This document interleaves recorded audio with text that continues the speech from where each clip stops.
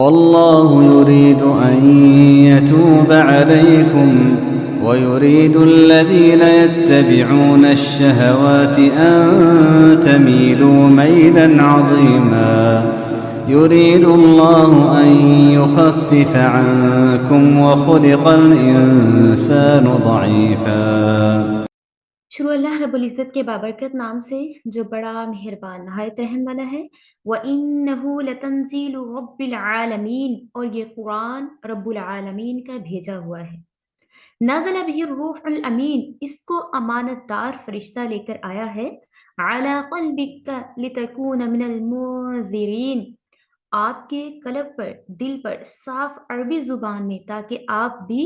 ڈرانے والوں میں سے ہوں۔ بلسان عربی مبین، اور اس قرآن کا ذکر پہلی امتوں کی آسمانی کتابوں میں بھی موجود ہے۔ وَإِنَّهُ لَفِي زُبُرِ الْأَوَّلِينَ، کیا ان لوگوں کے لیے بات دلیل نہیں؟ اولم یکن لہم آیتن، کیا ان لوگوں کے لیے یہ بات دلیل نہیں، نشانی نہیں؟ ان یعلمہ علماء بنی اسرائیل، کہ اس کو بنی اسرائیل کے عالم بھی جانتے ہیں کہ ان کی کتابوں میں اس قرآن کا ذکر موجود ہے۔ جب اس صورت کا سٹارٹ لیا تھا ہم نے، تو اس میں بھی ابتدائی آیات میں بھی اللہ تعالیٰ کی طرف سے ایک ریمائنڈر دیا گیا تھا، قرآن کریم کے ذکر سے ابتدا کی گئی تھی کہ یہ قرآن ایک واضح اور کھلی کتاب ہے جو اللہ تعالیٰ نے انسانوں کی ہدایت کے لیے نازل کی ہے،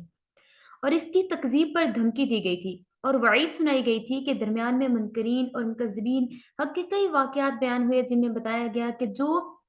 انکار کرتے ہیں حق کا، انہیں اس کا خمیازہ بھگتنا پڑتا ہے۔ اور پھر اللہ تعالیٰ نے اینڈنگ بھی اسی طرح سے کیا اس صورت کی، کہ اس میں قرآن کریم کی حقانیت پر غور کرنے کا کہا جا رہا ہے۔ چنانچہ ان آیات میں بتایا جاتا ہے کہ قرآن کریم کتاب مبین و مبارک اور عظیم الشان کتاب ہے جسے رب العالمین نے نازل فرمایا۔ یہ دنیا کی کوئی ایسی کتاب نہیں ہے، بلکہ یہ رب العالمین جو تمام جہانوں کا رب ہے، اس کے نازل کردہ کتاب ہے، یعنی یہ کسی انسان کا کلام نہیں ہے، یہ کسی مخلوق کی من گھڑت چیز نہیں ہے۔ یہ جیسا کہ مخالفین الزام لگاتے تھے کہ محمد عربی صلی اللہ علیہ وآلہ وسلم نے خود اس کو تصنیف کر لیا ہے، معاذ اللہ، ایسا نہیں ہے، بلکہ پروردگار یعنی رب العالمین کا اتارا ہوا کلام ہے۔ مفسرین یہ کہتے ہیں یہاں پہ جو فرمایا گیا ہے کہ رب العالمین کا نازل کیا ہوا لفظ، تو رب العالمین دو باتوں کی طرف اشارہ کرنے کے لیے فرمایا۔ سب سے پہلے یہ بات، جس طرح اللہ تعالیٰ ہماری جسمانی پرورش کرتے ہیں، رزق اور روزی دیتے ہیں، اسی طرح روحانی تربیت بھی اللہ تعالیٰ فرماتے ہیں، اور روحانی تربیت کا ذریعہ وحی اور پیغمبر صلی اللہ علیہ وآلہ وسلم پر کتاب نازل کرنا، اور دوسرا یہ کہ جو منکرین اس نعمت آسمانی کا مقابلہ کرتے ہیں، اس کا انکار کرتے ہیں، اور پھر وہ کبھی بھی عذاب اور گرفت سے نہیں بچ سکتے۔ اگر وہ لوگ عذاب اور گرفت سے بچے ہوئے تھے تو اس میں کیا تھا؟ کیونکہ رسول اللہ صلی اللہ علیہ وآلہ وسلم ان کے درمیان موجود تھے، اور رسول اللہ صلی اللہ علیہ وآلہ وسلم کی رحمت یہ ہے کہ رسول اللہ صلی اللہ علیہ وآلہ وسلم یہ کلام پڑھ پڑھ کے سنایا کرتے اور بتایا کرتے کہ آپ اس پر ایمان لے آئیے، اور پھر وارن کیا جاتا ہے، اگین اینڈ اگین بتایا جاتا ہے کہ آپ نے اس قرآن کو سمجھنا ہے اور اس کو پڑھنا ہے۔ وَإِنَّ رَبَّكَ لَهُوَ الْعَزِيزُ الرَّحِيمُ، کہ بلا شبہ آپ کا رب جو ہے وہ غفور الرحیم ہے، وہ بخشنے والا ہے، وہ غالب ہے، وہ مہربان ہے، جس نے قرآن کے مخالفوں کو یہ بتایا کہ اللہ تعالیٰ زبردست ہے، ہلاک بھی کر سکتے ہیں لیکن رحیم بھی ہے، اور آپ کا رب جو ہے وہ آپ کو پرورش کرنے والا بھی ہے، آپ پر ترس کھانے والا بھی ہے، اس لیے اللہ سبحانہ و تعالیٰ نے آپ کو مہلت دے رکھی ہے۔ اللہ تعالیٰ نے کس چیز کی مہلت دے رکھی ہے؟ کہ ہم گناہ بھی کرتے ہیں، اس کے باوجود اللہ تعالیٰ ہمیں معاف فرماتا ہے۔ ہم روز بروز آئے دن ہم کوئی نہ کوئی گناہ کرتے ہیں، ہم اللہ تعالیٰ کی معصیت بھی کرتے ہیں، ہم گناہوں میں مبتلا بھی ہوتے ہیں، لیکن جیسے وہ کافر اور مشرک تھے، وہ بھی گناہ میں گناہ کرتے چلے جا رہے تھے، لیکن اللہ کی رحمت اتنی بڑی ہے کہ آن دا اسپوٹ انہیں اللہ تعالیٰ نے مشرکین کو، قرآن کو جھٹلانے والوں کو آن دا اسپوٹ کسی بھی قسم کے عذاب میں گرفتار نہیں کیا۔ کیوں ان کو عذاب میں گرفتار نہیں کیا؟ یہ چیزیں بھی بتائی جا رہی ہیں کہ اللہ تعالیٰ زبردست ہے، غالب ہے، حکمت والا ہے، لیکن اللہ آپ کو مہلت دے رہا ہے، کیونکہ تو یہ اس میں یہ چیز فرمائی جا رہی ہے کہ یہ رب العالمین کا نازل کیا ہوا کلام ہے، اس میں شک باقی نہیں رہتا، اس میں کوئی شبہ نہیں رہتا کہ رب العالمین نے کس طرح سے نازل کیا۔ کیا یہ لکھی لکھائی کتاب آسمان سے نازل ہوئی، فرشتہ لے کر آیا، یا محمد عربی صلی اللہ علیہ وآلہ وسلم کو غیب سے آواز آتی، یا براہ راست اللہ تعالیٰ آپ سے باتیں کرتا ہے؟ کیا صورت تھی؟ اس کی کیفیت بیان کی جاتی ہے کہ روح الامین کی معرفت رسول اللہ صلی اللہ علیہ وآلہ وسلم کے قلب پر اتاری گئی۔ دیکھیں یہاں پہ اتنی بڑی اگزامپل دی گئی ہے، علی قلبک لتکون من المنذرین، اس میں جہنم کے خوف سے ڈرانے کے لیے بھی بہت ساری باتیں کی گئی ہیں۔ یہ کتاب ایسی کتاب ہے جو کہ نازل کی گئی، نازل بہ الروح الامین، روح الامین یعنی جبرائیل علیہ السلام کے ذریعے اس کو نازل کیا گیا۔ کہاں پر نازل کیا گیا؟ علی قلبک لتکون من المنذرین، بہترین پارٹ آف باڈی یعنی ہارٹ، دل کے اندر قرآن کو اتارا گیا۔ اور جو قرآن کو میمورائز کرتے ہیں، قرآن کو حفظ کرتے ہیں، قرآن کو زبانی یاد کرتے ہیں، ان کا کیا مقام ہوگا کہ یہ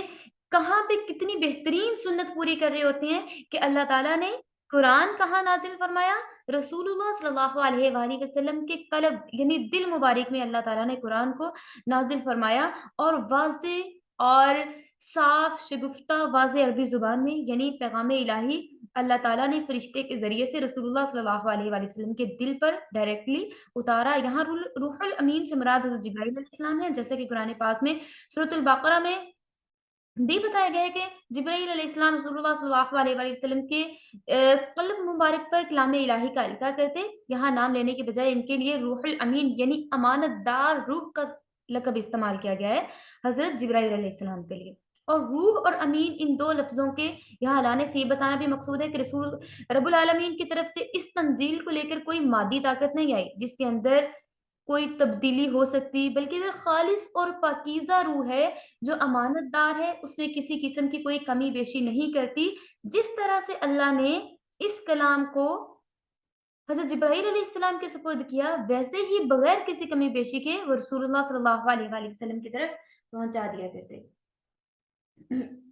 اور بہترین محافظ، بہترین فرشتے جو کہ جیسے جیسے ان کو کتاب ملتی گئی، کتاب کا کوئی نہ کوئی پارٹ ملتا گیا، کوئی نہ کوئی حصہ ملتا گیا، ایسے ہی وہ رسول اللہ صلی اللہ علیہ وآلہ وسلم تک پہنچاتے رہے۔ اب یہاں یہ بھی سوال ہوتا ہے کہ جبرائیل علیہ السلام کے معرفت کلام کا نزول کیا غرض اور مقصد رکھتا ہے؟ اس کا جواب لتکون من المنذرین دیا گیا، یعنی جس طرح اور پیغمبروں نے اپنی امت کو احکام الہیہ پہنچائے، آپ بھی پہنچائیں، اور گمراہ انسانوں کو پیام ہدایت دے کر خلاف ورزی کرنے والوں کو ہلاکت اور عذاب سے ڈرائیں۔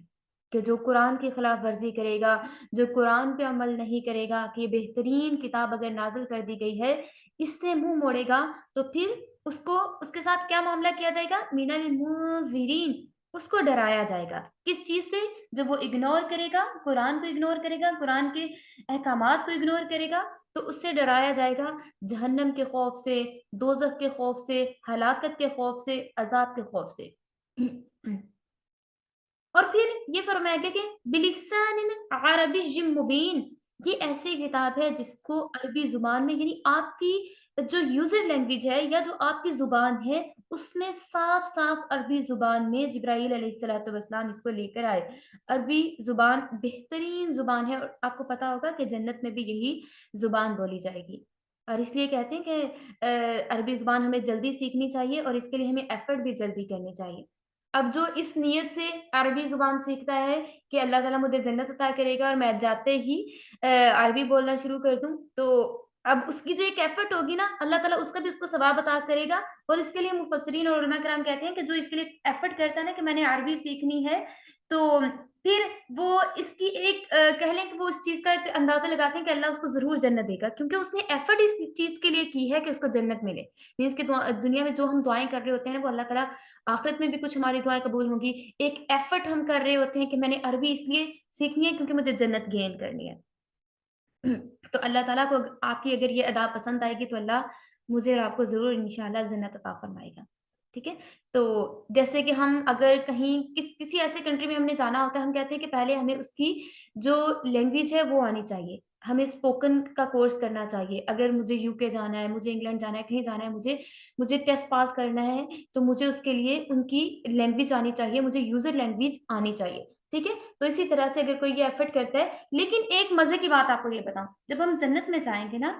اگر ہمیں عربی نہیں بھی آتی ہوگی، اللہ ہمیں ایسے منٹوں میں سکھا دے گا، like build in software. اگر جیسے کہ آپ کے اندر کوئی ایک سافٹ ویئر اللہ تعالیٰ ڈال دے گا کہ آپ جیسے ہی جنت میں داخل ہوں گے تو آپ عربی زبان بولنا اسٹارٹ کر دیں گے۔ اللہ تعالیٰ کے لیے کوئی یہ ڈیفیکلٹ کام نہیں ہے، اللہ کن فرمائے گا اور یہ ہو جائے گا۔ لیکن دنیا میں ایفرٹ کی میں بات کروں کہ اگر دنیا میں آپ یہ ایفرٹ کرتے ہیں نا کہ میں نے عربی زبان سیکھنی ہے، کیونکہ یہ رسول اللہ صلی اللہ علیہ وآلہ وسلم کی زبان ہے اور دنیا کی سب سے زبانوں میں سے بہترین قسم کی یہ زبان ہے، اور اس لیے اس پہ علماء کرام کہتے ہیں کہ جو اس ایفرٹ سے سیکھے گا کہ میں نے جنت حاصل کرنے کے لیے عربی سیکھنی ہے، تو اللہ اس کو ضرور جنت عطا کرے گا انشاءاللہ۔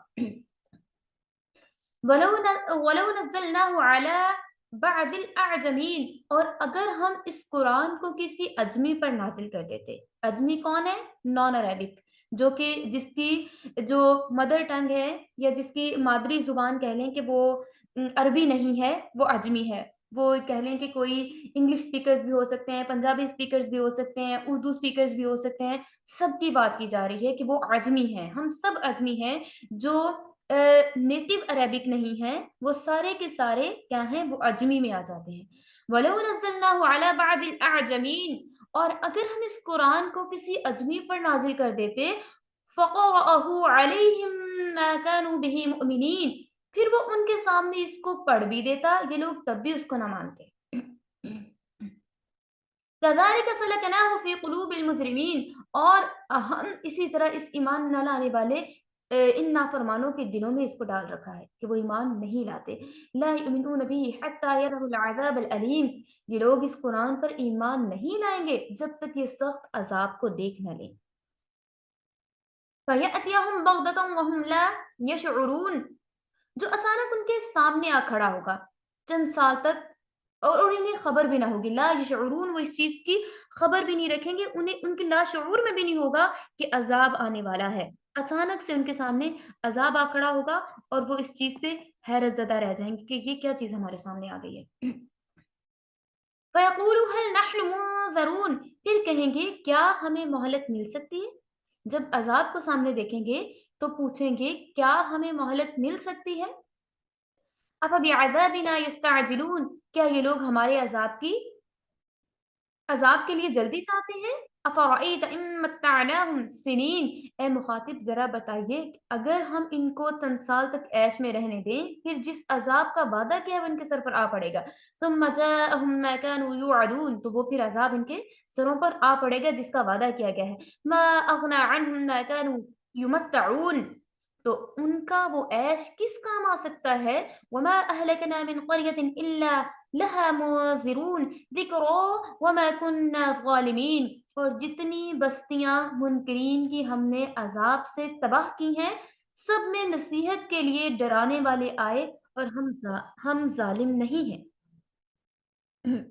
اللہ تعالیٰ کے ساتھ کیا فرما رہی ہے؟ وَمَا كُنَّا ظَالِمِينَ، اور ہم ظالم نہیں ہیں۔ اگر کسی قوم پہ یا جتنی بھی قوموں پہ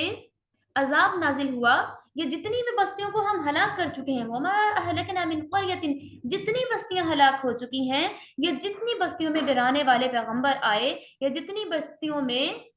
اللہ سبحانہ تعالیٰ کے پیغمبر آتے رہے، پیغام پہنچاتے رہے، اگر ان پر عذاب آیا تو ان کے اپنے بیہیویئر کی وجہ سے، کیونکہ وہ انبیاء علیہ السلام کو جھٹلاتے رہے، جو ان پر احکامات نازل ہوتے رہے وہ ان کو جھٹلاتے رہے، وہ ایمان لانے والے نہ تھے، اس وجہ سے وہ سب کے سب غارت ہو گئے۔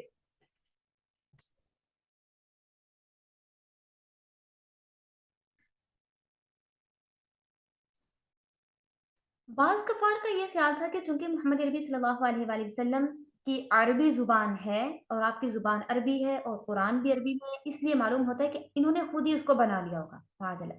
اور اگر یہ کسی اجمی یعنی غیر عربک یا کسی غیر عربی زبان کے انسان پر اترتا جو ایک حرف عربی بولنے پر قادر نہ ہوتا اور پھر وہ عربی قرآن پیش کرتا تو ایک کھلا ہوا معجزہ ہوتا، اور ہم اس وقت تک مان لیتے اور ہم اس چیز کو ایگری کرتے کہ ہاں یہ پیغمبر ہے اور ہمیں اس میں کوئی بھی شک کی گنجائش نہ ہوتی۔ حق تعالیٰ منکرین کے اس شک کے جواب میں اللہ تعالیٰ کی ذات نے فرمایا کہ ان منکرین کی ہر درمی کا حال تو یہ ہے کہ اگر محمد صلی اللہ علیہ وآلہ وسلم کے علاوہ کسی اجمی یعنی غیر عربی کی زبان رکھنے والے پر اس قرآن کا نزول ہوتا تب بھی یہ اس کی تصدیق نہ کرتے، تب بھی یہ ایمان نہ لاتے، اس وقت یہ شک کرتے کہ اس شخص کی زبان تو عربی ہے ہی نہیں،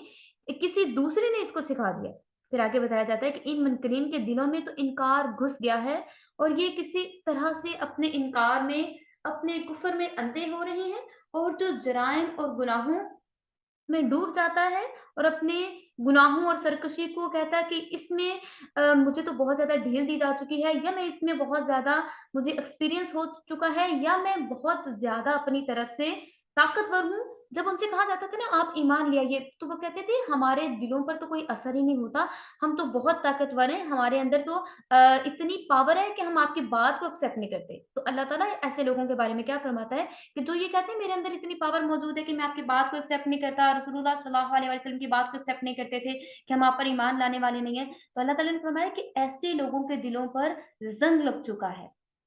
ایسے لوگوں کے دلوں پر مہر لگ چکی ہے، نہ وہ سنتے ہیں، نہ وہ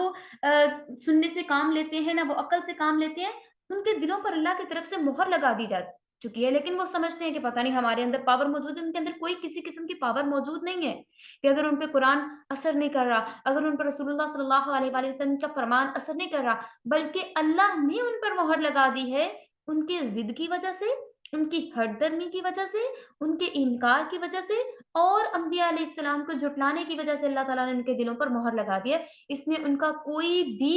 یہ نہیں ہے کہ وہ ایسے شیخیاں مارتے ہوئے کہتے ہیں کہ جی ہم پہ تو قرآن اثر نہیں کرتا، ہمارے دل تو بڑے مضبوط ہیں، ہم ایمان لانے والے نہیں۔ اللہ تعالیٰ کچھ لوگوں کو تھوڑی ڈھیل دے دیتا ہے، جیسے اللہ نے ان کو ڈھیل دی، اور وہ اگر انکار کر رہے تھے تو اللہ نے کہا کہ اگر یہ انکار کرتے ہیں تو ان کو ہم ڈھیل دیتے ہیں۔ آنے والے ٹائم میں جب ایک دم عذاب ان کے سر پر پہنچ جائے گا، مرنے کے وقت یا برزخ میں یا آخرت میں، اس وقت کہیں گے کیا ہمیں تھوڑی سی مہلت مل سکتی ہے؟ کیا ہمیں تھوڑی سی مہلت مل سکتی ہے؟ کیا ہم سے کچھ ٹائم کے لیے اس عذاب کو ہٹایا جا سکتا ہے کہ ہم توبہ کریں اور اپنے جو بھی ہمارے اعمال ہیں ہم اس کو درست کر لیں، ایمان لا کر نیکیاں کر لیں، پیغمبر علیہ السلام کا اتباع کر کے دکھائیں، حق کی پیروی کریں، لیکن پھر وہ وقت نہیں ہوگا، پھر ان کو کوئی مہلت نہیں دی جائے گی، نہ ہی وہ صاحب ایمان بن سکیں گے، ان کی کوئی بھی کوشش کامیاب نہیں ہوگی۔ اور یہ بتایا جاتا ہے کہ وہ جو اس ٹائم پہ یا مرنے سے پہلے جب فرشتے کو دیکھ کر توبہ کریں، اس ٹائم پہ کوئی بھی توبہ ایکسیپٹ نہیں ہوگی، توبہ قبول نہیں ہوگی۔ جب عذاب الہی میں گرفتار ہو کر پانی میں ڈوبنے لگا فرعون، تو اس وقت اس نے کہا کہ میں ایمان لاتا ہوں، لیکن جواب دیا گیا اللہ تعالیٰ کی طرف سے آپ کا ایمان لانا کسی بھی قابل نہیں ہے، کیونکہ آپ نے اب دیکھ لیا ہے کہ میری موت میرے سر پہ آ پہنچی ہے، اور اس لیے اب آپ کو مہلت نہیں دی جائے گی۔ اللہ تعالیٰ نے مہلت نہیں دی۔ اسی طرح سے جو کافروں سے کہا جائے گا، جو وہ اس ٹائم پہ کہیں گے کاش ہمیں تھوڑی سی مہلت دے دی جائے، پھر ان کو مہلت بھی نہیں دی جائے گی۔ جیسے کہ ہم اگر بات کرتے ہیں، بہت ساری ہم نے یہاں پہ قریباً 7 سٹوریز ڈسکس کی ہیں ڈفرنٹ انبیاء علیہ الصلوۃ والسلام کی، ان میں جتنے بھی ہم نے وہ قصے ڈسکس کیے ہیں، سٹوریز ڈسکس کی ہیں، سب کے ساتھ ایسا تھا جب وہ عذاب کو دیکھ لیتے تھے کہ سر پہ آ پہنچا ہے، تو وہ کہتے تھے کہ ہم جو ہے معافی مانگتے ہیں، توبہ کرتے ہیں، لیکن جب عذاب سر پہ آ پہنچے یا موت کا ٹائم سر پہ آ پہنچے تو اس ٹائم پہ اللہ تعالیٰ مہلت ختم کر دیتا ہے، ان کے سر پہ جو مہلت دی ہوتی ہے اللہ تعالیٰ نے اس کو ختم کر دیا جاتا ہے، پھر مہلت نہیں ملتی توبہ کرنے کی، معافی مانگنے کی، اپنے اعمال کو درست کرنے کی۔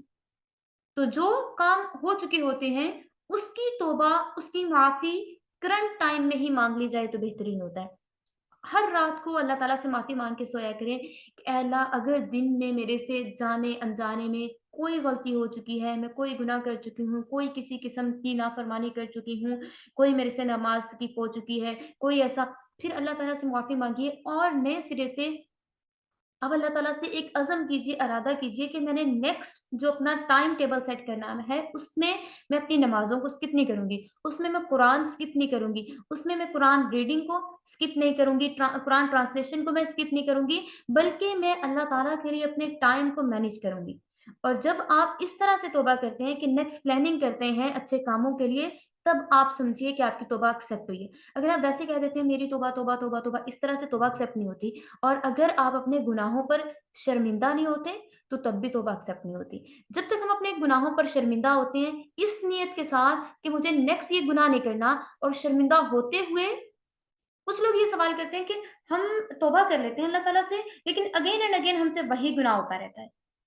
اٹ مینس کہ جب آپ نے توبہ کی تھی تب آپ شرمندہ نہیں تھے، بس آپ نے ایسے ہی توبہ کر لی تھی۔ جب آپ شرمندگی کے ساتھ توبہ کرتے ہیں، اگر اگین آپ سے وہ گناہ ہو جاتا ہے، آپ اگین اینڈ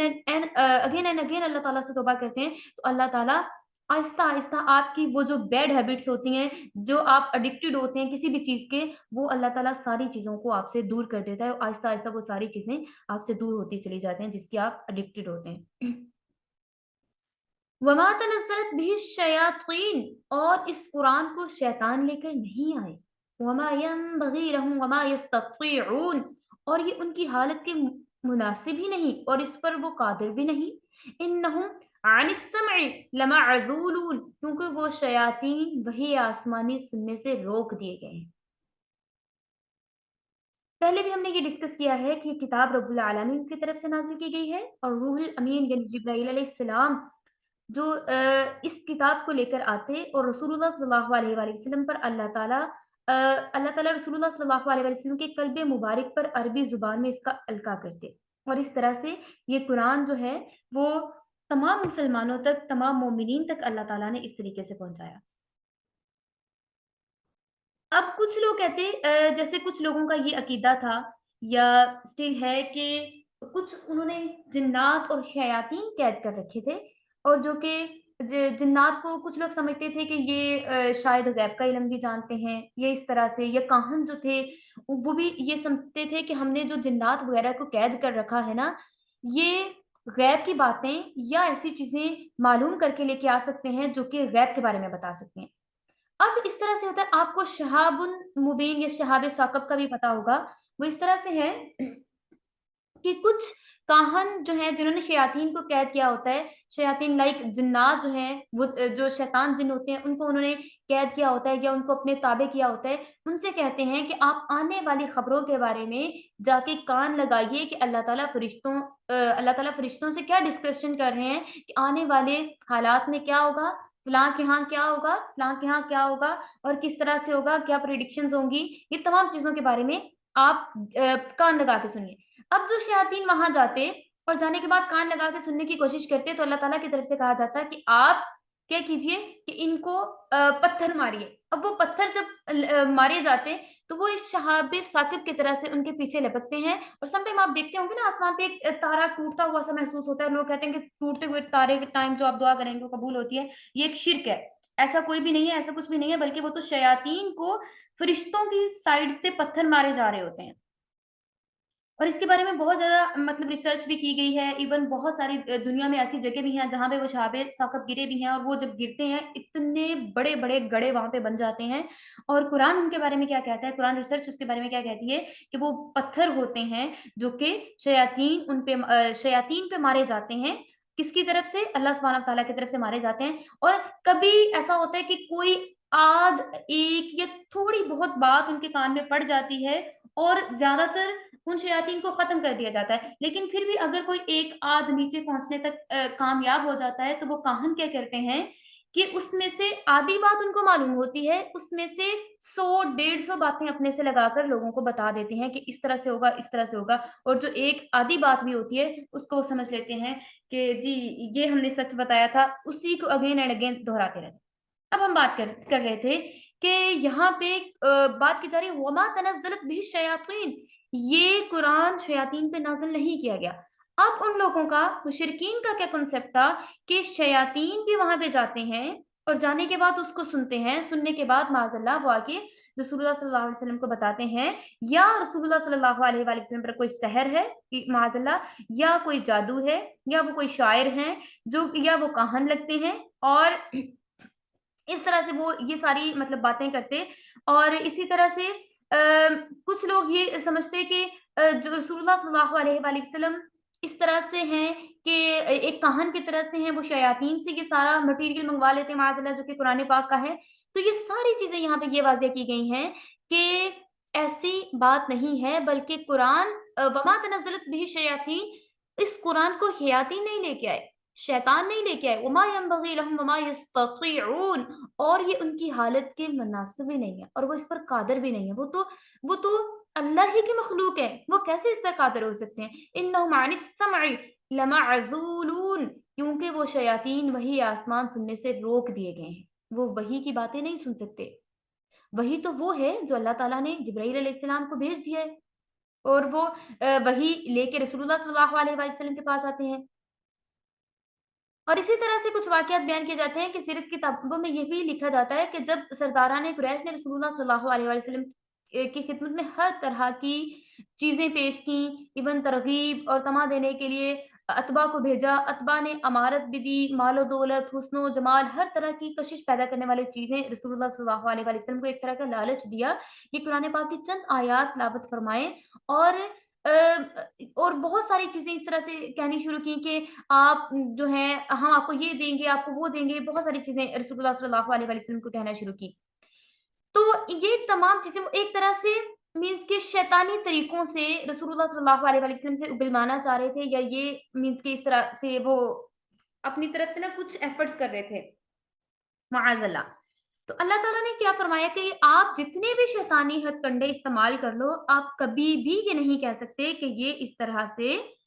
جو شیطان کی طرف سے نازل کردہ ہے یا شیاطین کے ذریعے سے آپ کوئی ایسا کام کر سکتے ہیں، بلکہ اللہ تعالیٰ نے رسول اللہ صلی اللہ علیہ وآلہ وسلم کو اپنے حفظ و امان میں لے رکھا ہے، قرآن کو ہمیشہ کے لیے محفوظ کر رکھا ہے، اور قرآن میں ایک لفظ کی بھی، ایک زبر زیر کی بھی چینجنگز نہیں ہو سکتی، کیونکہ اللہ تعالیٰ نے اس کی حفاظت کا ذمہ خود اٹھا رکھا ہے۔ فَلَا تَدْعُ مَعَ اللَّهِ إِلَٰهًا آخَرَ فَتَكُونَ مِنَ الْمُعَذَّبِينَ، سو تم اللہ کے ساتھ کسی اور معبود کی عبادت مت کرنا، کبھی تم کو سزا ہونے لگے۔ وَأَنذِرْ عَشِيرَتَكَ الْأَقْرَبِينَ، اور آپ اپنے نزدیک کے کنبہ کو ڈرائیے۔ وَاخْفِضْ جَنَاحَكَ لَمَنِ اتَّبَعَكَ مِنَ الْمُؤْمِنِينَ، اور ان لوگوں کے ساتھ روتنی سے پیش آئیے جو ایمان والوں میں داخل ہو کر آپ کی راہ پر چلتے ہیں، اور ان لوگوں کے ساتھ نرمی کے ساتھ پیش آئیے جن کا جھکاؤ ایمان کی طرف آپ محسوس کرتے ہیں۔ فَإِنْ عَصَوْكَ فَقُلْ إِنِّي بَرِيءٌ مِّمَّا تَعْمَلُونَ، اور اگر یہ لوگ آپ کا کہا نہ مانے تو آپ کہہ دیجئے کہ میں تمہارے تمام کاموں سے بیزار ہوں۔ وَتَوَكَّلْ عَلَى الْعَزِيزِ الرَّحِيمِ، سو آپ اللہ پر توکل رکھیے، اور الَّذِي يَرَاكَ حِينَ تَقُومُ، اور نماز کے لیے کھڑے رہیے۔ وَتَقَلُّبَكَ فِي السَّاجِدِينَ إِنَّهُ هُوَ السَّمِيعُ الْعَلِيمُ، اور جو آپ کو جس وقت آپ نماز کے لیے کھڑے ہوتے ہیں، نمازیوں کے ساتھ آپ کے نشست اور برخاست کو اللہ تعالیٰ دیکھتا ہے، وہ خوب سننے والا بھی ہے اور جاننے والا بھی ہے۔ جب آپ سجدے کے لیے کھڑے ہوتے ہیں، نماز کے لیے کھڑے ہوتے ہیں، تو اللہ تعالیٰ آپ کو دیکھ رہا ہوتا ہے۔ اب گزشتہ آیات میں کفار و مشرکین کے ایک باطل اور بیہودہ جو ان کو شک تھا، اس کا جواب دیا گیا کہ اس قرآن کو شیاطین یا جنات لے کر نہیں آئے، کیونکہ نہ ان کو طبعاً اور فطرتاً اس کلام سے مناسبت ہے، نہ وہ ایسا کر سکتے ہیں، نہ ان کی پہنچ عالم ملکوت تک ہے۔ جب کفار کے اس شک کو دور کر دیا گیا تو اب اصل مدعا یعنی توحید کی اشاعت اور تبلیغ کی تلقین فرمائی جاتی ہے اگلی آیات میں، جو کہ ویری نیکسٹ آیات ہیں۔ ہر پیغمبر کی بعثت کا اصل منشا اشاعت توحید ہے، خصوصاً رسول اللہ صلی اللہ علیہ وآلہ وسلم کی بعثت کے وقت تو تمام دنیا ہی کفر و شرک کی تاریکی میں پھنسی ہوئی تھی۔ عرب، ایران، ترکستان، روم، ہند اور چین، مشرق مغرب، سب ہی نے اللہ تعالیٰ کو چھوڑ رکھا تھا، اللہ تعالیٰ کی عبادت کرنے والے نہ تھے، اور اپنی خواہش کے مطابق انہوں نے جدا جدا محبوب اپنے یا اپنے معبود بنا رکھے تھے۔ یہاں تک کہ اہل کتاب بھی توحید کو کھو بیٹھے تھے۔ اہل کتاب کی اگر ہم بات کرتے ہیں تو اہل کتاب میں یہود جو تھے وہ بھی زیادہ تر شرک میں مبتلا ہو چکے تھے۔ نصارہ کی بات کرتے ہیں تو انہوں نے تین خدا بنا لیے تھے معاذ اللہ۔ تو سب لوگ جو اہل کتاب تھے وہ بھی توحید کو کھو بیٹھے تھے۔ یہودی حضرت عزیر علیہ السلام کو ابن اللہ کہتے کہ عزیر علیہ السلام اللہ تعالیٰ کے بیٹے ہیں۔ نصارہ تثلیث کے قائل تھے، تین خداؤں کو مانتے تھے معاذ اللہ۔ حضرت عیسیٰ علیہ السلام کو اللہ کا بیٹا کہتے، غرض کہ اس طرح کے عقائد کفر و شرک میں پھیلے ہوئے تھے۔ کفر و شرک ہر طرح سے ان لوگوں میں پھیلے ہوئے تھے، چاہے وہ اہل کتاب تھے، چاہے وہ اہل کتاب نہیں تھے، بت پرست تھے۔ اس لیے رسول اللہ صلی اللہ علیہ وآلہ وسلم کی بعثت کا اصل مقصد یہی تھا کہ ساری دنیا میں توحید کی اشاعت کی جائے اور شرک سے بچایا جائے۔ چنانچہ ان آیات میں رسول اللہ صلی اللہ علیہ وآلہ وسلم کو اللہ تعالیٰ کی طرف سے مخاطب کر کے توحید کی خاص تاکید کی جاتی ہے اور ارشاد فرمایا جاتا ہے کہ آپ اللہ کے ساتھ کسی اور معبود کی عبادت مت کریے۔ فلا تدعو، پس نہ پکاریے، مع اللہ، اللہ تعالیٰ کے ساتھ، اللہ تعالیٰ کے ساتھ کسی اور کی عبادت نہ کیجیے، کسی اور کو نہ پکاریے۔ اور اس چیز کی خاص تاکید کی گئی ہے کہ آپ نے صرف اللہ کی ہی عبادت کرنی ہے۔ کبھی آپ کو سزا ہونے لگے، یعنی اگر آپ بھی شرک کریں تو عذاب الہی میں محفوظ ہوگی۔ یہاں اس کتاب سے مطلب یہ نہیں کہ معاذ اللہ نبی کریم صلی اللہ علیہ وآلہ وسلم سے شرک کا کوئی خطرہ تھا اور اسی بنا پر آپ سے یہ کہا گیا، بلکہ اللہ تعالیٰ نے اس آیت سے مراد یہ تھا کفار اور مشرکین کو متنبہ کیا جائے کہ اللہ تعالیٰ کو جو چھوڑ کر کسی اور معبود کی عبادت کرے گا یا کوئی ایسا جرم کرے گا، شرک میں مبتلا ہوگا، تو وہ اس کو عذاب الہی میں گرفتار کیا جائے گا۔ ٹھیک ہے، تو یہاں پہ اس سے مراد وہ تمام لوگ ہیں جو شرک کے مرتکب ہوتے ہیں، جو شرک کرتے ہیں، ان لوگوں کے لیے یہاں پہ کہا گیا کہ جو اللہ کو چھوڑ کر کسی اور کی عبادت کریں گے، کسی اور کو معبود بنائیں گے، وہ ایسا جرم کریں گے، ان پر عذاب لازمی ہے۔ اور یہ شرک ایسی آفت ہے، اور یہ سب سے بڑی آفتوں میں سے سب سے بڑی آفت ہے، اور شرک کبھی بھی معاف نہیں کیا جائے گا۔ یہاں پہ رسول اللہ صلی اللہ علیہ وآلہ وسلم کو مخاطب کر کے کہا گیا ہے کہ آپ ان کو بتائیے کہ آپ نے صرف اور صرف ایک اللہ کی عبادت کرنی ہے، اسی سے مانگنا ہے، اسی کو پکارنا ہے، اسی کے آگے سر جھکانا ہے، اسی سے معافی مانگنی ہے، اگر غلطی ہو جائے تو اسے معافی مانگنی ہے، اسی سے ہر طرح کی امیدیں لگانی ہے، اسی سے ہر طرح کی دعائیں کرنی ہے، ہر طرح کی دعائیں وہی قبول کرنے والا ہے، وہی عطا کرنے والا ہے، اس کے علاوہ کوئی بھی عطا کرنے والا نہیں ہے۔ اگر آپ کسی اور کو عطا کرنے والا سمجھ لیں گے، یا کسی اور کو سمجھ لیں گے کہ یہ بہت بڑا ہیلپر ہے، یہ سب سے بڑا مددگار ہے، یہ سب سے زیادہ عطا کرنے والا ہے، یہ بیٹے دینے والا ہے، یہ بیٹیاں دینے والا ہے، یہ رزق دینے والا ہے، دولت دینے والا ہے، معاذ اللہ اس طرح سے کسی اور کو بھی اس قابل سمجھ لیں گے، تو وہ چاہے مسلم ہے، اہل کتاب ہے، وہ مشرک ہے، کوئی بھی ہے، جو ان ایسے کسی کو بھی ذات صفات میں شریک ٹھہرائے گا اللہ تعالیٰ کے، تو اس کے یہی میننگز ہوں گے کہ وہ کن لوگوں میں شامل ہوگا، وہ ظالم لوگوں میں شامل ہوگا۔ اور اس کے لیے کیا کہا گیا ہے، آخر فتکون من المعذبین، تو کیا ہوگا کہ ان قریب وہ عذاب کا شکار ہو جائیں گے، یہ نہ ہو کہ کبھی ان کو سزا ہونے لگے یا ان کو عذاب کا شکار ہونا پڑے۔ تو اس لیے رسول اللہ صلی اللہ علیہ وآلہ وسلم سے کہا کہ آپ اپنے قریب ترین عزیزوں، رشتہ داروں کو بھی صاف صاف بتا دیجئے کہ اگر وہ اپنا عقیدہ عمل درست نہیں کریں گے، تو چاہے وہ نبی کریم صلی اللہ علیہ وآلہ وسلم کے ریلیٹیو ہوں، اب ابو جہل کی اگر بات کی جائے، نبی کریم صلی اللہ علیہ وآلہ وسلم کے چچا تھے نا، تو ابو لہب کی بات کی جائے، تو یہ اب خاص جو اسپیشل ان کے رشتہ دار تھے ان سے کہا جا رہا ہے کہ اگر وہ ایمان نہیں لاتے، رسول اللہ صلی اللہ علیہ وآلہ وسلم کے قریبی رشتہ دار پہ اگر ایمان نہیں لائیں گے، تو ان کی خلاصی بھی عذاب سے نہیں ہو سکے گی، وہ کبھی بھی عذاب سے نہیں بچ سکیں گے۔ تو اس بیس پہ کوئی بھی نہیں بچ سکے گا کہ اگر وہ عبادت کرتا ہے اور اگر اس کا ریلیٹیو جو ہے وہ شرک کرتا ہے تو وہ بچ جائیں گے، جو شرک کرنے والے ہیں وہ کبھی بھی نہیں بچیں گے۔ اللہ تعالیٰ ہر بندے سے اس کے اعمال کا برابر حساب لے گا، جو اس نے کیا ہوگا یا اس نے کمایا ہوگا۔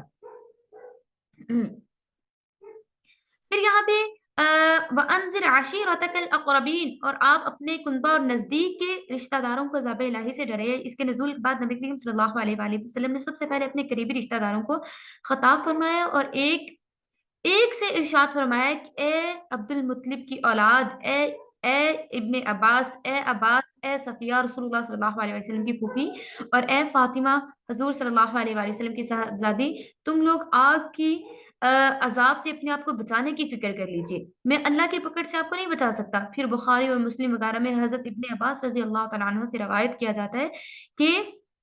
جب آیت مذکورہ نازل ہوئی تو رسول اللہ صلی اللہ علیہ وآلہ وسلم صبح سویرے صفا پہاڑی پر چڑھ کر پکارے، انہوں نے یہ پکارا صباحا، جس کے لفظی معنی ہائے صبح کا خطرہ۔ عرب میں قاعدہ تھا کہ جب صبح سویرے کسی اچانک حملے کا خطرہ ہوتا اور جس شخص کو بھی اس کا پتہ چل جاتا وہ اسی طرح پکارنا شروع کر دیتا اور لوگ اس کی آواز سنتے ہی ہر طرف سے دوڑ پڑتے۔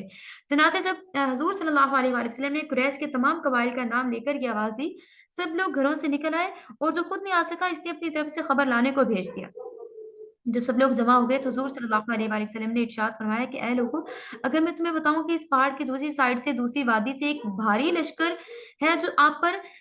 हमला करने के लिए जमा हो रहा है, तो क्या मेरी बात की तस्दीक करोगे, मेरी बात सच मानोगे? तो हाजरीन ने कहा कि बेशक, क्योंकि हमने कभी भी आपको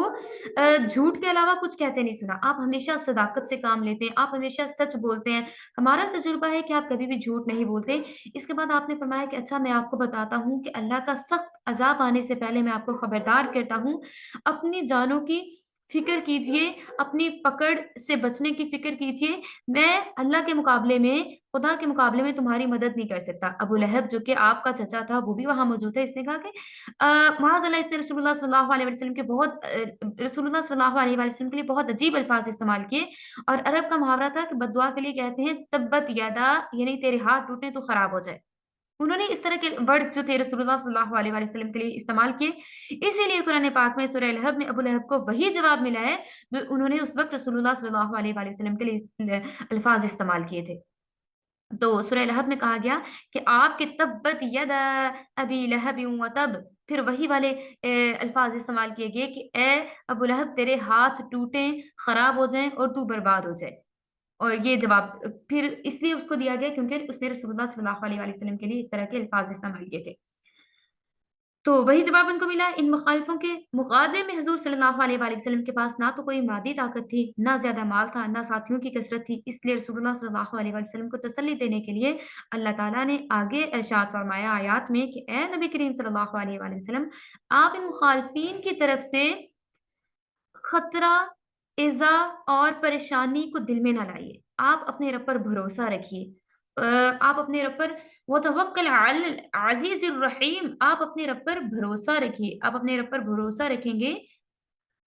अल्लाह ताला हमेशा से आपकी हिफ़ाज़त करता रहा है, अल्लाह आपकी हिफ़ाज़त फरमाएगा। अल्लाह ताला की रहमत बहुत बड़ी है और आपके साथ अल्लाह ताला की रहमत हमेशा से शामिल है। लेकिन अल्लाह ताला हमेशा से आपको अपनी रहमत के साए में रखेगा, आपको कभी भी अपनी रहमत से पीछे नहीं करेगा। अल्लाह ताला ने फरमाया कि ए नबी खुदा, गालिब, अल्लाह ताला गालिब है, रहीम है, वो आपकी हर हर बात से वाकिफ़ है, आपकी ज़िंदगी के तमाम अहवाल से वाकिफ़ है और वो आपकी हिफ़ाज़त भी फ़रमाएगा। आप उसी पर तवक्कुल रखिए, आप उसी पर भरोसा रखिए। अब सूरत एंड होने पे अगली आयत में कुछ इसी तरह से मोटिवेशनल अ, लास्ट वाली आयत भी कुछ इसी तरह से मोटिवेशनल आयत हैं जिनमें बताया गया है बाकायदा, अल्लज़ी यराक हीन तक़ूम, हल उनब्बिउकुम अला मन तनज़्ज़लु अश-शयातीन, तनज़्ज़लु अला कुल्ली अफ़्फ़ाकिन असीम। क्या मैं तुम्हें बताऊँ कि किस पर शयातीन उतरा करते हैं? अब उनका लास्ट टाइम पे क्या क्वेश्चन था, जो पिछली आयत थी, उनमें उन्होंने ये क्वेश्चन किया था कि हमें लगता है कि ये जो आप पर वही नाज़िल होती है, या ये जो कुरान पाक आपके पास उतरता है, वो तो शयातीन लेके आते हैं, वो तो जिन्नात लेके आते हैं, माअज़ल्लाह। तो यहाँ पे बताया जा रहा है, हल उनब्बिउकुम, क्या मैं आपको बताऊँ, अला मन तनज़्ज़लु शयातीन, क्या मैं आपको बताऊँ कि शयातीन किन पर उतरते हैं, किन के साथ होते हैं? तनज़्ज़लु अला कुल्ली अफ़्फ़ाकिन असीम, सुनो, ऐसे शख्स पर उतरते हैं जो कि बड़े बदकार होते हैं। कुल्ली अफ़्फ़ाकिन असीम, जिनके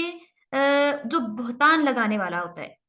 जो हर तरह की बहतान लगाने वाला होता है, गुनाह करने वाला होता है, असीम गुनाहगार होता है। असीम असीम का मतलब यहाँ पे क्या है? असीम का मतलब है गुनाहगार होता है। और शैतान किन लोगों के पास आते हैं? जो गुनाहगार होते हैं और जो बहतान लगाने वाले होते हैं, जो झूठ बोलने वाले होते हैं, जो बहुत ज़्यादा बदज़ुबान होते हैं। शैतान ऐसे लोगों के पास आता है। यल युल्क़ून अस्समअ व अक्सरुहुम काज़िबून वश्शुअराउ यत्तबिउहुमुल गावून। और शयातीन की सुनने के लिए कान लगा देते हैं, और वो शयातीन की बातें सुनने के लिए कान लगा देते हैं और वो बकसरत झूठ बोलते हैं। जिन लोगों पर शैतान आता है या जिन लोगों के पास शैतान ये जिन्नात आते हैं शैतान की सूरत में, तो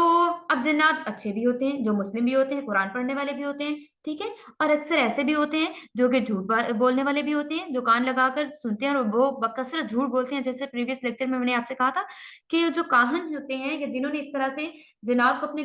वो कब्जे में किया होता है, उनसे कहते हैं कि इस तरह से बात मालूम करके लेके आएँ या ये करें, वो करें। تو وہ آدھی بات ان کے پاس موجود ہوتی ہے اور اس میں وہ سینکڑوں کی تعداد میں اپنے سے باتیں لگا کر جھوٹ بیان کر دیتے ہیں، وہ بکثرت جھوٹ بولتے ہیں. وَالشُّعَرَاءُ يَتَّبِعُهُمُ الْغَاوُونَ، اور شاعروں کی راہ تو بے راہ لوگ چلا کرتے ہیں. وَالشُّعَرَاءُ يَتَّبِعُهُمُ الْغَاوُونَ، اور شاعروں کی راہ پر تو بے راہ لوگ، بے ہدایت لوگ چلا کرتے ہیں. أَلَمْ تَرَ أَنَّهُمْ فِي كُلِّ وَادٍ يَهِيمُونَ، ہے مخاطب کیا آپ کو معلوم نہیں کہ وہ شاعر لوگ خیالی مضامین کے ہر میدان میں حیران ہوا کرتے ہیں. وہ تو خیالی انہوں نے ایک خیالی پلاؤ پکایا ہوا ہوتا ہے، یا جسٹ وہ ان کی امیجینیشنز ہوتی ہیں، جسٹ ان کے وہ خیالات ہوتے ہیں، ان کی جسٹ امیجینیشنز ہوتی ہیں، اور وہ اپنی امیجینیشنز کے اندر ہی بہت ساری دنیا بنائے ہوئے ہوتے ہیں، بہت ساری انہوں نے وہاں پہ دنیایں بنائی ہوئی ہوتی ہیں. وَأَنَّهُمْ يَقُولُونَ مَا لَا يَفْعَلُونَ، وہ جو باتیں کرتے ہیں یا وہ جو باتیں کہتے ہیں وہ کرتے نہیں ہیں. یہاں پہ شاعروں کی اگزامپل دی گئی ہے. وہ کون ہوتے ہیں؟ وہ یہ ہوتے ہیں جو کہ خیالی پلاؤ پکاتے ہیں، جو کہ امیجینیشنز میں رہتے ہیں، سوچوں میں گم رہتے ہیں، اصل ریئل لائف سے ان کا تعلق بہت کم ہوتا ہے، اور وہ زیادہ خیالات میں کھوئے رہتے ہیں. تو قرآن ایسے لوگوں کے بارے میں کیا کہتا ہے کہ قرآن ایسے لوگوں کو کہتا ہے کہ وہ صرف بے راہ لوگ ہوتے ہوئے. وَالشُّعَرَاءُ يَتَّبِعُهُمُ الْغَاوُونَ، شاعر لوگ کون ہوتے ہیں؟ جو کہ بے راہ اور ہدایت سے بھٹکے ہوئے لوگ ہوتے ہیں. اور آپ کو نہیں معلوم کہ وہ تو صرف اپنی امیجینیشن میں گھوم رہے ہوتے ہیں، اپنے خیالات میں گھوم رہے ہوتے ہیں.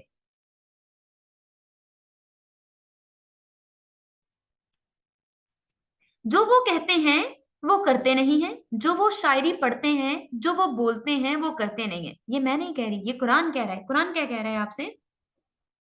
وَإِنَّهُمْ، بے شک وہ لوگ، یقولون، وہ کہتے ہیں، جو باتیں کرتے ہیں، یقولون جو وہ باتیں کرتے ہیں، یا جو وہ شاعری کہتے ہیں، ما لا یفعلون، اس پر وہ عمل نہیں کرتے. ان کی شاعری، ان کی پوئٹری صرف کہنے کی حد تک ہوتی ہے، لیکن وہ اس پر عمل نہیں کرتے. الا الذین آمنوا، سوائے ان لوگوں کے جو ایمان لائے، وعملوا الصالحات، اور جنہوں نے اپنے اعمال کو مینٹین کیا، جنہوں نے اپنے اعمال کو صالح کر لیا. وذکر اللہ، اور کثرت اور ذکر کرتے رہے اللہ تعالیٰ کا، کثیرن، کثرت کے ساتھ. وہ صرف وہ لوگ سکسیسفل ہوں گے جو ایمان لائے. ان الذین، سوائے ان لوگوں کے، آمنوا جو ایمان لائے، وعملوا الصالحات، اور جنہوں نے اپنے اعمال کو صالح کر لیا، نیک کر لیا، ٹائم کو مینج کر لیا، دنیا کے ساتھ ساتھ دین کو فرسٹ پریورٹی بنا لیا. وذکر اللہ کثیرا، اور اللہ تعالیٰ کا ذکر کرتے رہے کثرت سے، اللہ تعالیٰ کو یاد کرتے رہے کثرت سے. وَانْتَصْفَرُوا مِنْ بَعْدِ مَا ظُلِمُوا، وَسَيَعْلَمُ الَّذِينَ ظَلَمُوا أَيَّ مُنقَلِبٍ يَنقَلِبُونَ. ہاں مگر جو لوگ ایمان لائے، اچھے کام کیے انہوں نے، اور اپنے اشعار میں کثرت سے اللہ کا ذکر کیا، اور انہوں نے اس کے بعد ان پر ظلم ہو چکا ہے، وہ بدلہ بھی نہیں لیا. ان قریب ان لوگوں کو معلوم ہو جائے گا کہ جنہوں نے ظلم کر رکھا تھا کیسی جگہ پر ان کو لوٹ کر جانا ہے. اب یہاں پہ اگلی آیت میں یہاں پہ یہ بھی بتایا گیا کہ شعراء کس طرح کے ہوتے ہیں. وہ شعراء، اب یہاں پہ شاعر کی بھی ٹائپس بتائی گئی. کچھ شاعر ایسے ہیں جو کہ عشق حقیقی پہ بات کرتے ہیں، کچھ ایسے ہیں جو کہ عشق مجازی پر بات کرتے ہیں. تو یہ جو دو ٹائپس ہیں نا، ان کی بات کی جا رہی ہے. کچھ ہوتے ہیں جو آپ کو امیجینیشنز میں لے جاتے ہیں اور ایک نئی دنیا سے متعارف کرواتے ہیں، آپ کو خیالات میں گھماتے پھراتے ہیں. پھر قرآن کیا کہتا ہے کہ جو لوگ کچھ کہتے ہیں، کہتے کچھ ہیں کرتے کچھ نہیں ہے، ایک اس ٹائپ کے شاعر ہوتے ہیں، اور ان کا کوئی حصہ نہیں ہوگا الآخرت، ان کا آخرت میں کوئی حصہ نہیں ہوگا. اور دوسری ٹائپ ہے الا الذین آمنوا وعملوا الصالحات، ایسے لوگوں کی جو شاعری تو کرتے ہیں، لیکن کس صورت میں شاعری کرتے ہیں؟ اپنی پوئٹری کو کس میں کنورٹ کرتے ہیں؟ ایمان والے ہیں جو اللہ کا ذکر کرتے ہیں، اپنی شاعری میں اللہ کا ذکر کرتے ہیں. ویری نیکسٹ آیت میں بتا دیا ہے کہ جو لوگ ایمان لائے ہیں، جنہوں نے اپنے اعمال کو مینٹین کیا ہے، اور وہ ذکر کرتے ہیں. کس کا؟ اللہ تعالیٰ کا ذکر کرتے ہیں اپنی پوئٹری میں. لائک نعت پڑھتے ہیں، لائک وہ کوئی حمد لکھتے ہیں، حمد پڑھتے ہیں، اللہ تعالیٰ کی تعریف بیان کرتے ہیں، رسول اللہ صلی اللہ علیہ وآلہ وسلم کی تعریف بیان کرتے ہیں، وہ کوئی سنت ہے، حدیث ہے، اور اس کے علاوہ اللہ تعالیٰ کی تعریف ہے. ان تمام چیزوں کو کنورٹ کرتے ہیں पोइट्री में कन्वर्ट करते हैं ताकि लोग सुनते हैं, और लोग अगर अल्लाह ताला के बारे में शायरी सुनते हैं तो अल्लाह ताला की ज़ात के साथ उनकी अटैचमेंट होती है, उनका कनेक्शन स्ट्रॉन्ग होता है। तो उन लोगों को जो कि ईमान वाले हैं, आमिलुस सालिहात, जो अच्छे से अपने अमाल को मेंटेन करने वाले हैं, तो वो उनकी आखिरत बेहतरीन बन रही होती है। अगर उनकी पोइट्री की वजह से कोई किसी बंदी का कनेक्शन अल्लाह ताला के साथ स्ट्रॉन्ग हो जाता है, देन फिर वो उसके लिए सत्य जारिया होता है। तो इस्लाम के सबसे पहले जो शायर थे, जो नात कहने वाले थे, हज़रत हस्सान बिन साबित रज़ियल्लाहु तआला अन्हु थे। तो इसी तरह से जब यहूदी ख़ास तौर पर रसूलुल्लाह सल्लल्लाहु अलैहि वसल्लम के खिलाफ बहुत सारे माज़अल्लाह गुस्ताखाना कलमात कहा करते, शायरी किया करते, तो उनके जवाब के लिए हज़रत हस्सान बिन साबित रज़ियल्लाहु तआला अन्हु ने रसूलुल्लाह सल्लल्लाहु अलैहि वसल्लम की शान में इतना खूबसूरत प्यारा कसीदा लिखा था। व अहसन मिनका लम तरकत ऐनुन व अजमल मिनका लम तलिदिन निसाउ, ये वाला कलाम उन्होंने लिखा था कि मैंने आज तक ज़िंदगी में नहीं देखा कि किसी ने इतनी खूबसूरत हस्ती सामने आई हो। रसूलुल्लाह सल्लल्लाहु अलैहि वसल्लम की तारीफ़ उन्होंने इतने बेहतरीन तरीके से की, और ये मीन्स कि इसको बहुत सारे लोग जो हैं पढ़ते भी हैं, और शायरी के तौर पे भी पढ़ते हैं, नात के तौर पे भी पढ़ते हैं। और ये लिखा हुआ कलाम किसका है? हज़रत हस्सान बिन साबित रज़ियल्लाहु तआला अन्हु का। कि हज़रत हस्सान बिन साबित को सबसे पहले इस्लामिक शायर होने का टाइटल भी हासिल है, और उन्होंने अल्लाह ताला पे रसूलुल्लाह सल्लल्लाहु अलैहि वसल्लम की शान में बहुत सारे अशआर कहे, बहुत सारे उन्होंने अशआर लिखे भी, पढ़े भी, और रसूलुल्लाह सल्लल्लाहु अलैहि वसल्लम को सुनाए भी। और रसूलुल्लाह सल्लल्लाहु अलैहि वसल्लम ने जब हज़रत हस्सान बिन साबित के मुँह से ये कलिमात सुने, तो रसूलुल्लाह सल्लल्लाहु अलैहि वसल्लम बहुत ज़्यादा खुश हुए। तो यहाँ पे भी यही बयान किया जा रहा है कि कुछ ऐसे शायर हैं जो कि अल्लाह ताला की तारीफ़ करेंगे, ठीक है? इल्लल्लज़ीना आमनू व अमिलुस सालिहात, जो ईमान वाले हैं, ईमान लाए, व ज़करुल्लाह, और कसरत से ज़िक्र करेंगे अल्लाह ताला का, किसमें? अपनी पोएट्री में। तो ये लोग हैं, इनके बारे में कहा जा रहा है कि वो अल्लाह ताला का ज़िक्र करते हैं, और इसके बाद उन्होंने उन्होंने बाद उसके कि उन पर ज़ुल्म भी हो चुका है, बदला लिया, ये उससे मुस्तस्ना है, ठीक है? और अनकरीब लोगों को मालूम हो जाएगा जो ज़ुल्म करते थे कि कैसी जगह पर उनको लौट कर जाना है। अब ज़ुल्म करने वालों में इन लोगों को भी शामिल किया जा रहा है, जो गलत किस्म की शायरी करते हैं, जो कि मोहब्बत पे, गैर महरम पे, पता नहीं तरह-तरह की जो वल्गर किस्म की पोएट्री करते हैं, उन लोगों की बात की जा रही है कि फिर उनको पता चल जाएगा कि दुनिया में 4 दिन के लिए जो वाह-वाह समेट रहे थे ना, तो आखिरत में इनकी वाह-वाह की ज़रा भी गुंजाइश नहीं होगी। वहाँ पे किसकी गुंजाइश होगी? उन्हीं लोगों की जिसकी वजह से कोई कनेक्टेड हो जाता है अल्लाह सुब्हानहू तआला की ज़ात के साथ। तो कैसी पोएट्री कर सकते हैं हम? ऐसी पोएट्री कर सकते हैं जिसमें हम अल्लाह ताला की तारीफ़ कर सकें, रसूलुल्लाह सल्लल्लाहु अलैहि वसल्लम की तारीफ़ कर सकें, या जो इस्लामिक हो, या आपको किसी भी इस्लामिक रूल्स के साथ जोड़ दे, कोई ऐसी पोएट्री सहाबा किराम पे हो, सहाबा किराम रिज़वानुल्लाहि अलैहिम अजमाइन पे हो, सहाबियात पे हो, इन पे अगर हो, देन वो एक्सेप्टेबल है इस्लाम में, अदरवाइज़ किसी भी तरह की शायरी एक्सेप्ट नहीं होती। अगर आप अपने टीचर पे करते हैं, अगर आप कोई मीन्स के रिस्पेक्ट के वे में कर रहे होते हैं, वो तो जायज़ होती है, लेकिन अगर आप सिर्फ़ वल्गैरिटी फैलाने के लिए कर रहे होते हैं, तो वो दैट इज़ नॉट हलाल इन इस्लाम। वाखिर दावाना अनिल हम्दुलिल्लाहि रब्बिल आलमीन। अल्लाह तबारक व तआला से दुआ करते हैं, अल्लाह ताला हमें सही से कुरान को समझने और उस पर अमल करने की तौफीक अता फरमाए,